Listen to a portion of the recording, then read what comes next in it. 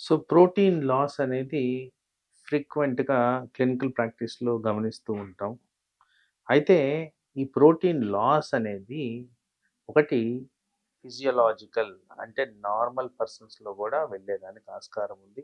అలాగే పాథలాజికల్ అయితే అబ్నార్మల్ కండిషన్స్‌లో గూడా వెళ్ళేదానికి ఆస్కారం ఉంది. అయితే ఈ ఫిజియోలాజికల్ గురించి మాట్లాడుతున్నప్పుడు ఎవరన్నా ఎక్కువ శాతము స్టెర్నస్ యాక్టివిటీ చాలా ఎక్కువగా రిగరస్ ఎక్సర్‌సైజ్ చేసిన వాళ్ళలో కాస్త ప్రోటీన్ కనపడడం అనేది కామన్ థింగ్. అలాగే కొంత నార్మల్‌గా బాడీలో వేస్ట్ ప్రొడక్ట్ కింద గూడా కాస్త ప్రోటీన్ పోవడం అనేది జరిగేదానికి ఆస్కారం ఉంది. కానీ ఏదైతే నేను పాథలాజికల్ అన్నానో దీనికి సంబంధించి కిడ్నీల మీద ఒత్తిడి, దానికి డయాబెటిస్ అవ్వచ్చు, హైపర్‌టెన్షన్ అవ్వచ్చు, ఇంకో కారణం అవ్వచ్చు. సో, కిడ్నీల మీద ఒత్తిడి వచ్చి ఆ కారణంగా కిడ్నీ డ్యామేజ్ జరిగి, కిడ్నీ డ్యామేజ్ జరిగినప్పుడు కిడ్నీ ఫిల్ట్రేషన్ కెపాసిటీ కోల్పోయినప్పుడు ప్రోటీన్ లాస్ అనేది జరుగుద్ది. ఇది కాస్త ప్రమాదకరం. ఎప్పుడైతే ప్రోటీన్ లాస్ జరుగుతుందో initial part of protein loss detect చేయకపోతే సివియర్ కాంప్లికేషన్స్ పర్టిక్యులర్‌గా కంప్లీట్ కిడ్నీ ఫెయిల్యూర్‌కి దారితీసేదానికి ఆస్కారం ఉంటది కాబట్టి, అలాంటి కండిషన్స్‌లో మోస్ట్ ఇంపార్టెంట్‌గా హైపర్ టెన్షన్, డయాబెటిస్ ఈ రెండిటిని తరచుగా మనం గమనించుకోవాల్సిన అవసరం ఉంది.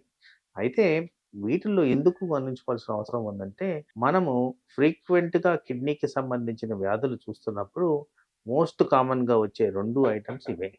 అండ్ అన్‌ఫార్చునేట్‌లీ మనకి ప్రపంచవ్యాప్తంగా పోల్చుకుంటే number 1 disease diabetes, number 2 disease hypertension. ఈ రెండిటి కారణంగానే ఎఫెక్ట్ అవుతుంది కాబట్టి, వీటిలి గురించి విజిలెంట్‌గా ఉంటూ ప్రోటీన్ మెజర్‌మెంట్ అనేది మనం రొటీన్‌గా at least once in 6 months or a year check చేసుకోవడం అనేది important. So, as a part of complete body ఎగ్జామినేషన్‌లో మీ డాక్టర్ సూచనలు, సలహాల మేరకు అవి చేసుకొని దాని గురించి మనం ఎప్పుడు గూడా విజిలెంట్‌గా ఉండడం అనేది ఇంపార్టెంట్. ఎందుకంటే ఒక్కసారి ప్రోటీన్ లాస్ స్టార్ట్ అయిందంటే జనరల్‌గా రివర్సిబిలిటీ అనేది కాస్త కష్టంగా ఉంటది. అండ్ రివర్సిబిలిటీ కూడా మనము ఇనీషియల్ పార్ట్‌లో టాకిల్ చేయగలిగితే ఈజీగా దాన్ని అదుపులో తెచ్చుకోవచ్చు. అవి కూడా పర్టిక్యులర్‌గా ఈ అండర్‌లయింగ్ డిసీజ్ కండిషన్స్‌ని మనం కంట్రోల్ చేస్తూ అయితే ప్రోటీన్ లాస్‌ని క్వాంటిఫై చేయడానికి వివిధ రకాల టెస్ట్‌లున్నాయి. 24 అవర్ యూరినరీ ప్రోటీన్ అంటారు. ఆల్బుమిన్, క్రియాటినిన్ రేషియో అంటారు. ఇలా డిఫరెంట్ టైప్స్ ఆఫ్ టెస్ట్‌లున్నాయి కాబట్టి వీటిల్లో మీకేదో కరెక్టో ఆ స్పెషలిస్ట్ డిసైడ్ చేసి చెప్పడం జరుగుద్ది. వాటిని తప్పనిసరి ఫాలో అవుతూ వాళ్ళిచ్చిన సూచనలు, సలహాలు మెయింటైన్ చేస్తూ తరచుగా ఫాలో అప్‌లు జరుగుతూ ఉంటే ప్రోటీన్ లాస్ రాకుండా కాపాడుకోవచ్చు. ఒకవేళ ప్రోటీన్ లాస్ మనకి అధిగమించి వెళ్ళిపోతే బాడీలోంచి జనరల్‌గా మీకు బాడీలో వాపులు కనిపిస్తుంటాయి. మొహము, శరీరము, కాళ్ళు భాగంలో నీరు చేరి వాపు కనపడడం అనేది సహజంగా జరుగుద్ది. అది కూడా ఇనీషియల్ ఫేజెస్‌లో డే టైమ్ అంతా మనం నిల్చొనే ఉంటాం కాబట్టి పాదాల్లో ఎక్కువగా కనిపిస్తది. పడుకొని లేచిన తర్వాత మొహంలో ఎక్కువగా కనిపిస్తది. అలాంటివి జరిగినప్పుడు కంపల్సరీ మనము దాన్ని గమనించుకొని వెంటనే మెడికల్ స్పెషాలిటీకి మనము అటెండ్ అవ్వడం అనేది ఇంపార్టెంట్.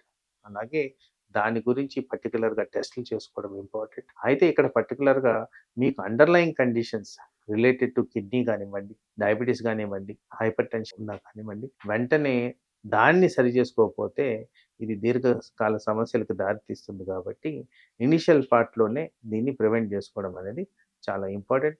ప్రివెంటివ్ మెజర్స్ చాలా ఈజీగా ఉన్నాయి. సింపుల్‌గా ఒక టాబ్లెట్ తీసుకుంటే ఇదంతా తగ్గిపోయే లెవెల్‌కి ఉంది కాబట్టి, ఎర్లీ డిటెక్షన్ అనేది చాలా important for protein loss and kidney failure.